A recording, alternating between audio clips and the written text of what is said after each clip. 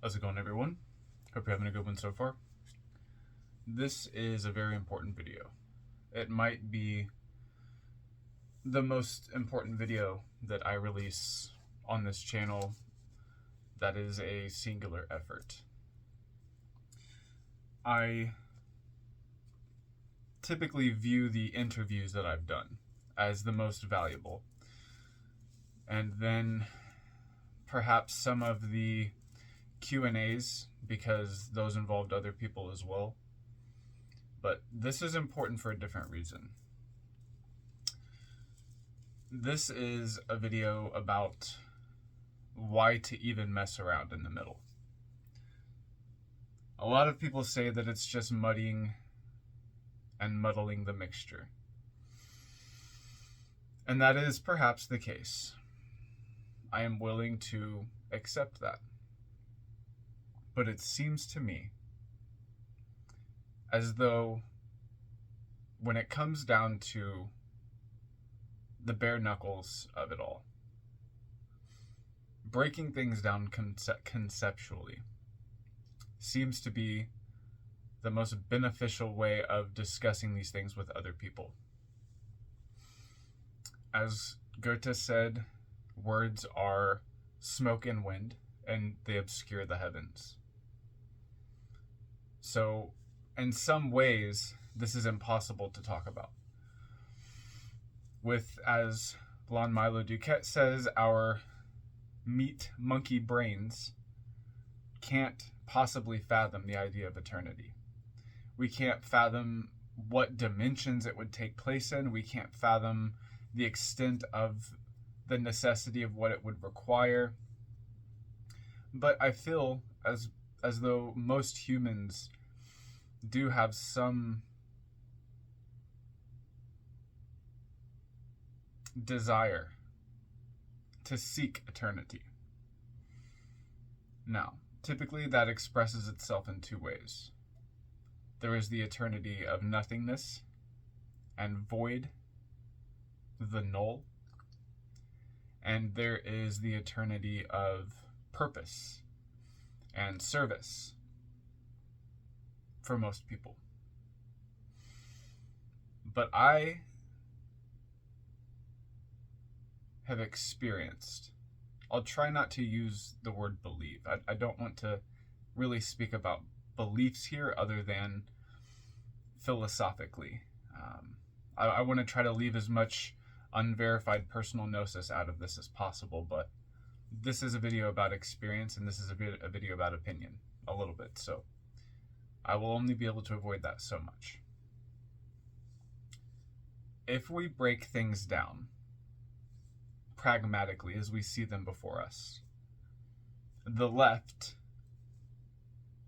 expresses itself politically as liberty and essentially manifests an idea of chaos to prevent stagnation and slavery, typically. And then we see the right as typically being about order and conservation. Though I'm not super into politics, they are relevant here because it gives a very clear picture. When you have a system that is nothing but chaos,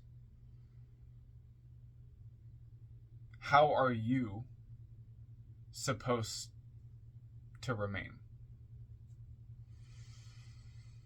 If there is nothing but the null and the void, where are you? Most left-hand path practitioners expect that they have read some phrases out loud and played around with some visuals in their mind, and they are now immortal. They believe they are now eternal because of this. Now, that's complicated. Perhaps for some of them, that was the last thing they needed to do in the process. Perhaps for some of them, they actually found the right words within their soul. Perhaps for some of them, it was more than just visualizations. Perhaps for some, a very few, it was more than just gestures and lighting candles.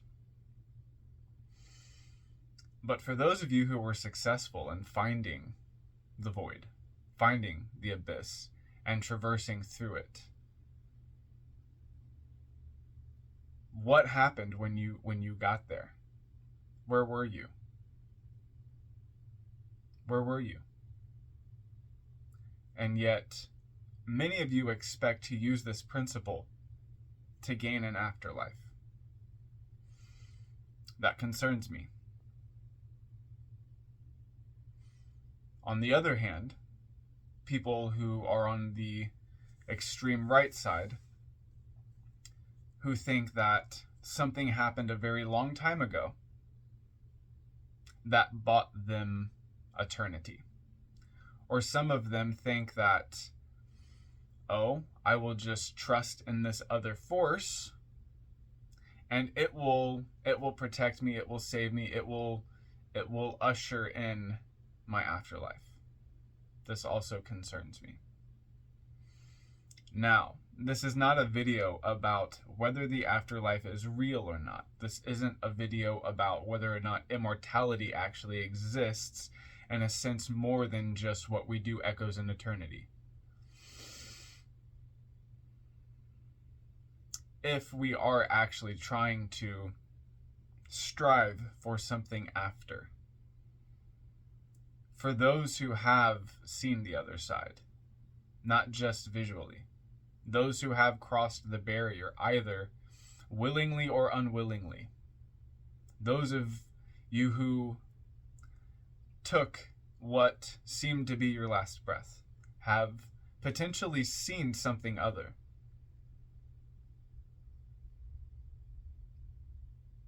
I'm not going to get into the specific measures of what I have or have not seen.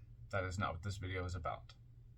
This video is about the combination of chaos and conservation, leading to consistency and sustainability. The middle path, so to speak, allows you to use the left hand, seemingly, to sever yourself from singularity, and to use the right hand with which to create your own sustainability, your own life force, so to speak. When you project out of your mortal coil, how long do you think it takes before entropy sets in? If you're just your own force. If you only learned the properties of magnetism from the left hand, then you will be reliant on other things. That is not individuation. Now, if all you did was learn electricity from the right hand, and all you can do is project, how long do you think that will last? There are people out there who will try to just fully charge down one channel. I implore you to at least consider what I'm saying and at least see the end of the road that you're walking down. Because from what I can tell, most left-hand practitioners are doing nothing but opening a door to the ain, to the void. This is more complicated than I'm going to get into. But seriously consider what it is that you're doing. For those of you who want to go to the void, for those of you who want to leave samsara, I understand. But for those of you that think that you're going to do nothing more then learn abyssal and void mentality, I want you to see where that is headed. I want you to see where that is going.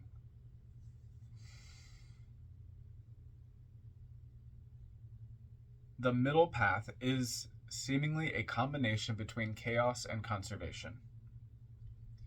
And this is why many of the ancients talked about the middle leading to moksha, leading to eternity, leading to an afterlife, where you don't necessarily have to reincarnate.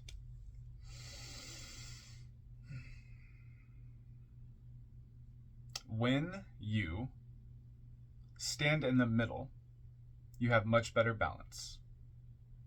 For those of you who, like some people that I've spoken to, perhaps even including myself, who in some afterlife after this one, maybe it's this one, maybe it's 100 lifetimes from now, maybe people like that, we die and then we go somewhere in the middle and we're allowed to keep learning. We're allowed to keep studying because we learned the principles of sustainability as well as severance. To me, this makes the most sense. And it makes sense why some would want to take what they learned in this life and use it in the next one, and also potentially help other people use it in the next one. I believe that's all for this one. But just to sort of recap, if you're doing nothing but void meditations, if you're doing nothing but vampirizing, if you're doing nothing but creating magnetism, consider how sustainable that is. And if you're doing nothing but conserving, and if you're doing nothing but using yourself for servitude, consider where that's going to lead. I don't mind if that's what you want, of course. I'm not trying to tell you that it's wrong.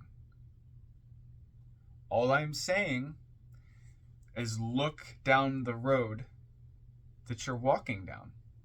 Look to where it is pointing. Look to where it is leading. That is all. If you have any questions, comments, or concerns, please leave them below. I hope you have a good rest of the day, and I hope to see you in the next one. Take care.